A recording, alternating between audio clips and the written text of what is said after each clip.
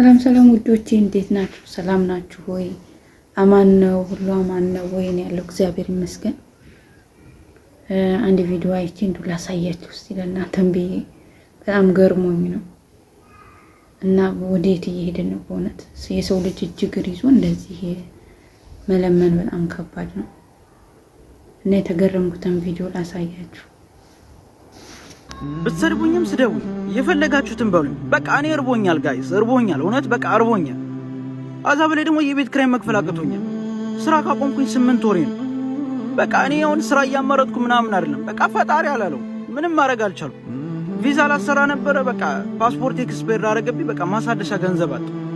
በቃ እናንተ በምትችሉት እንግዲህ በቃ በጊፍትም ሆነ በገንዘብ እንድታግዙኝ ይፈልጋል። እውነቴን ነው። በጣም ስለራበኝ ነው። በቃ የቤት ኪራይ ራሱ መክፈል አቅቶኛል። በቃ በምትችሉት እንድታግዙኝ ይፈልጋል። በጣም ስለጨነቀኝ ነው። በእናታችሁ የምሄድበት ራሱ ጠፋ እና ባካችሁ እንድታግዙኝ ይፈልጋል። እናንተ እያላችሁ እንዴት ረበኝ። በቃ በምትችሉት እገዙ። በቃ በምትችሉት ጋይስ፣ በጊፍትም ሆነ በገንዘብ ይሄን ቪዲዮ ሼርና ኮፕሊንግ አድርጉልኝ። አመሰግናለሁ። እና ውዶች እንግዲህ ቪዲዮውን እንዳያችሁት ነው። በጣም ነው የገረመኝ።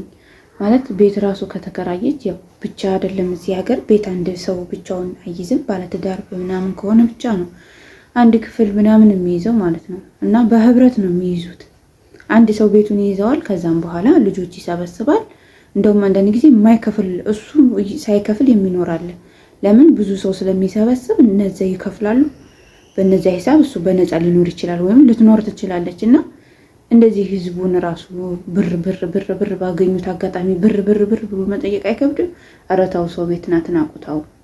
በእውነት ላባችሁ ጠብ ሳይል ያመጣችሁት ገንዘብ የትም አያደርሳችሁ፣ የትም። በቃ ተሰርቶ የመጣ ነገር ነው። ነገም ኮራ በቃ ቀብረር ብላችሁ የምትኖሩበትና እንዴ! ኧረ ተው። አሁን ይቺ ልጅ እንግዲህ ወጣት ናት፣ መስራት ትችላለች፣ እጅ እግር አላት። ግን እርዱኝ እያለች ነው። ብቻዋን ራሱ ቤት ከያዘች ቤቱን ለቃ በህብረት የሚኖሩበት ቤት መከራየት ትችላለች። አንድ ላይ ማለት ነው አለ ይመስለኛል። እንግዲህ ዱባይ ላይ የተለየ ይሁን አላውቅም እንጂና በጣም ነው የገረመኝ። አንዲት እንደውም ሰሞኑን ያየኋት ልጅ ነበረች በቪዲዮ እና ምግብ ቀርቦ ቆርሳ መብላት አትችልም ነበር እጅ ስለሌላት ማለት ነውና በጣም ነበር ውስጤን የተሰማኝ። ምን እንዳልኩ ታውቃላችሁ? ወዲያው እግዚአብሔር ሆይ የሰራሁትን ምግብ ቆርሼ እንድበላ ስላደረከኝ አመሰግናለሁ ነው ያልኩት። ታዋቂ ናት፣ እንደውም ታቋት ይሆናል እሷን ልጅ። በጣም ነው እንትን ያለኝ። ምክንያቱም ሰርተን ራሱ አግኝተን መቢያ እንኳን እጅ ከሌለን ከባድ ነው። እግር የሌላቸው አሉ። ሰሞኑን ራሱ እያየ ነው የነበረው። እግር የለውም ግን የዕለት ጉርሱን የሚፈልግ ነበር። እነሱ እንኳን የዚህን ያህል ናቸው እና አንዳንዱ እንደውም እግር የሌለው በእጁ የሆነ ነገር እየሰራ ገንዘብ ያገኛል። በእግራቸውም የሆነ የሚሰሩት ነገር አለ። እነሱ እንኳን እንደዚህ ሆኖ፣ እኛ ግን ሙሉ አካል ኑሮ እንደዚህ ህዝቡን ማስጨነቅ፣ ህዝቡን መለመን አይከብድም? ኢትዮጵያ ያለውማ ስራ ብሎ ይዞታል። በቃ መለመኑን ማለት ነው። ገንዘብ ነው የሚሉት። እኛ ስንት አመት እንግዲህ በጣም ነው እንቅልፍ እያማረን እንኳን ጥሩ እንቅልፍ መቼ ነው የምንተኛው ብለን የምንመኝበት ጊዜ አለ። በእውነት ጥሩ እንቅልፍ መቼ ነው የምንተኛው ብለን የምንመኝበት ጊዜ አለ። እንዴት ፈጣሪን አናመሰግንም? ማለት ላለውም ለሌለውም ሰው የሚረዳ ከሆነ ምንድን ነው ጥቅሙ?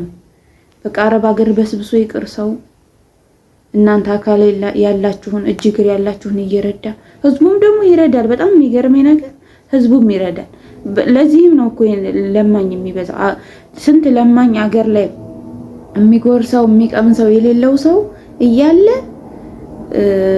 እጅ እግሩ ሙሉ የሆነ የመስራት ቻንስ ያለው አንዳንድ እኮ የመስራት ስራ የማግኘት ራሱ ቻንስ የሌለው ነገር አለ አይደለም? ስታዩት መንገዱ ግን የመስራት ቻንስ እያላቸው እያገኙ በቃ መስራት የማይፈልጉ መለመን የሚፈልጉ ብዙ ሰዎች ነው ያሉት። አረ ጥሩ አይደለም። እንደው ላብሽ ጠብ ያላለበትን ብር አሁን ሰብስበው ቢሰጡሽ ይበላሻል። ሼም አይዝሽም? አይከብድሽም? በእውነት በጣም ነው የሚከብደው። እኔ እንጃ አላቅም። አስተዳደጋችንም ስለሚለያይ ይሆናል። የሰው ልጅ ሰርቶ ነው መቀየር ያለበት። ለምኖ ሳይሆን ማለት ነው። ታመሽ ቢሆን አካልሽ ጎሎ ቢሆን አረብ ሀገር ላይ በህብረት ነው ቤት ተከራይቶ ሰው የሚኖር፣ ብቻውን የሚኖር ሰው የለም። ራብም ቢሆን ሰው ቤትሽ ቅጥር ብለሽ እንትን አትይ፣ ሞልቷል ስራ የሚያስገባ እንደ በውድ እንኳን ባይሆን በርካሽ ዋጋ አሉ። ኢትዮጵያ ራሱ አሁን እኔ የማውቃቸዋለሁ። አንቺ እስካሁን ሰው ቤት ነሽ የሚሉኛሉ። ሰው ቤትን አትናቁ። ሰው ቤት ነው ብር የሚያስቆጥረው። ሰው ቤት ነው ከሰው ፊት የሰው ፊት ከማየት እንትን የሚለው። ዛሬ ኢትዮጵያ ላይ 12 ዓመት 13 ዓመት ትምህርት ተምረው የማያገኙትን ገንዘብ የሚያገኘው አረብ ሀገር ያለ ሰው ነው። ለምን እንደሆነ አይገባኛ። እስካሁን አረብ ሀገር ነሽ የሚሉ ማን ነው? እስካሁን አረብ ሀገር ነሽ፣ እስካሁን ሰው ቤት ነሽ የሚሉ አሉ። ጎዶሎዬን ከሞላልኝ ችግሬን ከሸፈነልኝ ለምን አልሆን? ልመና ካላወጣኝ ሰው ካላዘነብኝ ብሰራ ምን ችግር አለው? ሰርቼ ባገኝ። አሁንም አንቺ ልጅ እኔ የምመክርሽ ነገር ሰው ቤትሽ ተቀጥረሽ ስሪ እናትዬ። ጓደኞችሽ የደረሱበትን አትይ፣ የበላይሽን አትይ፣ የበታችሽን ስታይ እጅ እግር የሌለዋል። ምግብ ሰርቶ እንኳን ምግቡን መብላት የማይችላል። እና እኔ በጣም ነው የገረመኝ በእውነት ሳየው፣ ግርም ምን ያለኝ በቃ ፏ ብላ ማለት ንጹህ ልብስ ለብሳ ምናምን ስትለምን በጣም ነው የገረመኝ።